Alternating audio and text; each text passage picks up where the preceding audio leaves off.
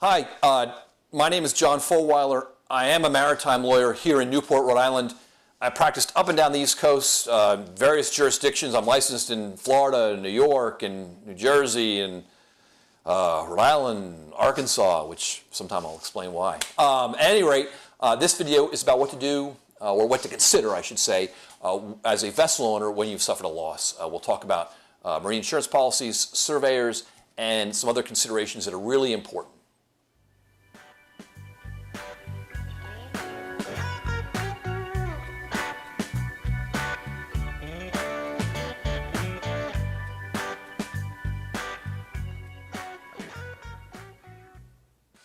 Starting point here, marine insurance policies. They are a lot different than auto policies.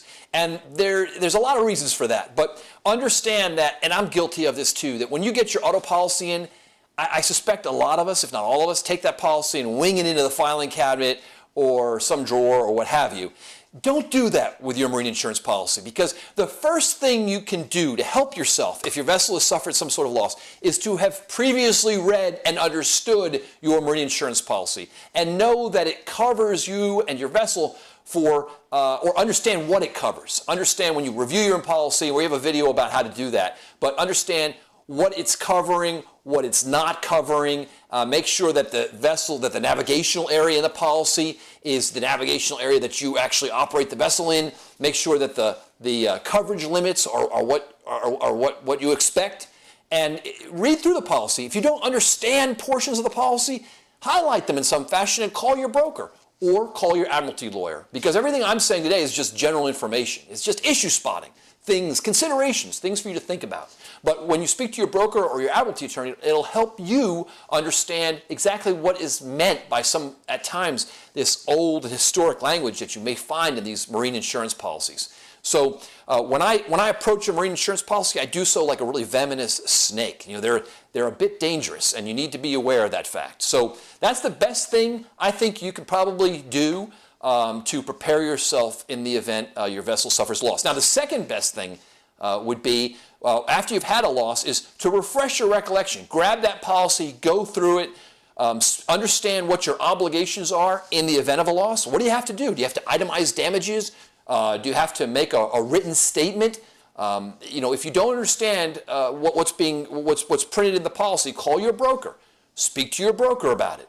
And here, as a sidebar, whenever you're communicating with your insurance broker or your insurance company, I think you should give some consideration to always following it up in a writing. Email is so easy these days. It's so easy to send a writing to confirm your understanding, because that may it helps prevent an issue arising later on, or if an issue arises, you can always go back to your email and say, well, wait a minute, this is what I understood. I sent you an email, etc. So we're talking about things to consider when your vessel has suffered a loss, like a flooding or a grounding. And the first thing would be to have already read your marine insurance policy. The second thing is, when it happens, grab that policy and refresh your recollection.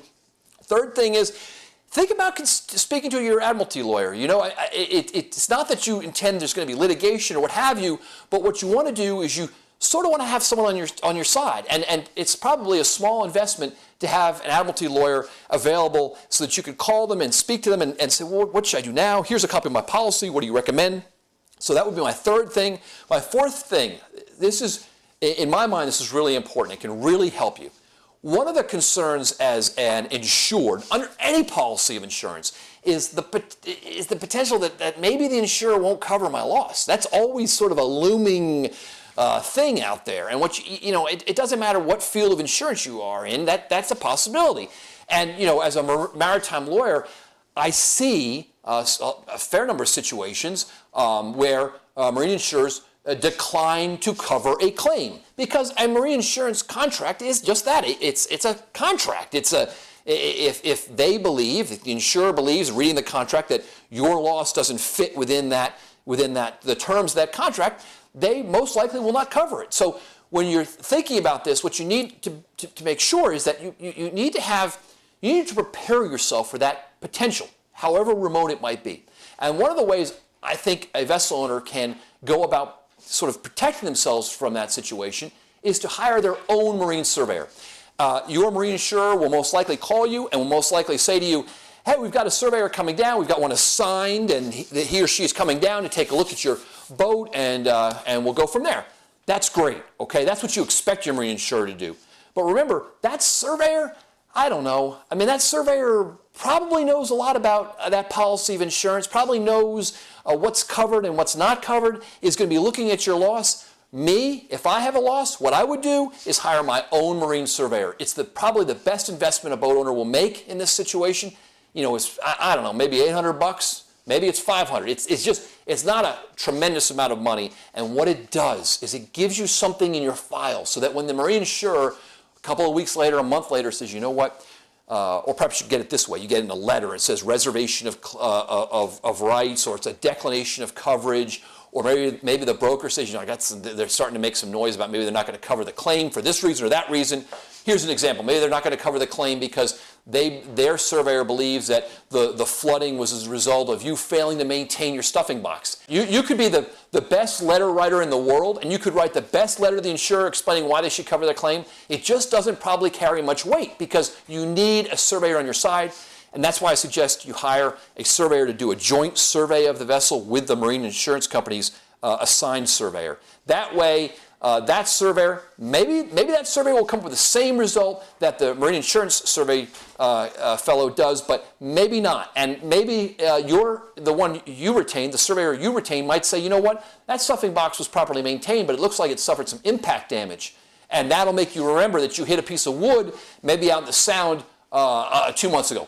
You see my point. You want to have some ammunition in your file in case ever there's a question about whether there's coverage. So I think that's a really good idea. The marine surveyor can also help you maybe better articulate, better explain your damages.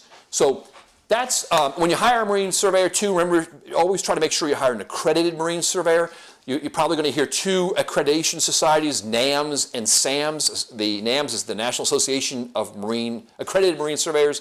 SAMS is the Society of Accredited Marine Surveyors. I sort of think you ought to go with someone from one of those two groups who's accredited, just a personal opinion. Again, these are just some considerations. Always speak to your maritime lawyer because they will be able to help you through this very probably emotionally charged period. So I recommend that as well. My name is John Fulweiler. I'm here in Newport, Rhode Island, and I appreciate you watching this video. Thank you.